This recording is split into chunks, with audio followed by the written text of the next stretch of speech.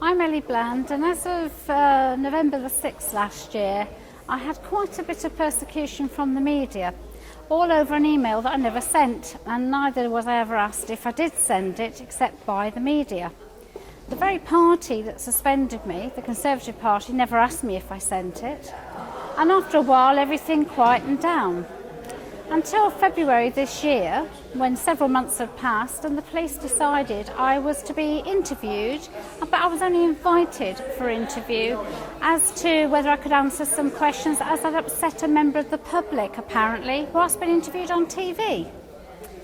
So I went along, being a good citizen, and was told I wasn't being arrested, just interviewed, by invitation. However, when I arrived, I was then asked to give my DNA, my height, a photograph and fingerprints.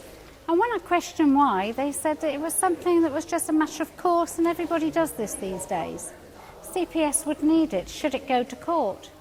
What if it didn't go to court, I asked. What would happen to all my documents? Oh, we would destroy them. I sensed a terrible feeling of unrest and unease and decided I wasn't going to go for this. And said, well, being I'm invited, surely I don't have to give it. It actually took me to ring my barrister by mobile phone, who then advised me I didn't have to give it. Also advised me not to give it, and told me to put the police lady on the telephone, which I did. He then reminded her, being I wasn't arrested, I didn't have to do it. At the end of the interview, I was actually cautioned and told again that I would have to give all those items they required if it went to court. Of course it never went to court. The case was never heard because there was no case to answer, and it was in the public interest to carry it forward. So it was a good job I never gave all my fingerprints and DNA, wasn't it? However, only a couple of months before this, I'd been to a Better Off Out meeting and was actually hearing from somebody in Germany how Germany wanted Britain and was trying to encourage Brussels to ask Britain to take part in surrendering all their fingerprints and DNA that were stored here and share it with other countries. What a good job I didn't. It wasn't something I wanted to do, and I would caution everybody to take legal advice before being asked to do so in the future. When I was being interviewed by Sky News and other national television coverage and newspaper coverage, I was asked the same thing every time. Didn't I think this email, which I hadn't sent, was offensive?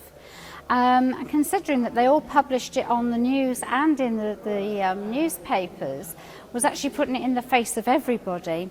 So therefore I wasn't in control of that, but I was being asked, did I find it offensive? And I said it wasn't wrong to say no to anybody entering the country who had no right to be here.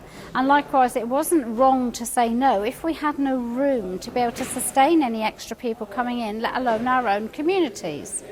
And it was this simple statement, which was anything but just truthfulness.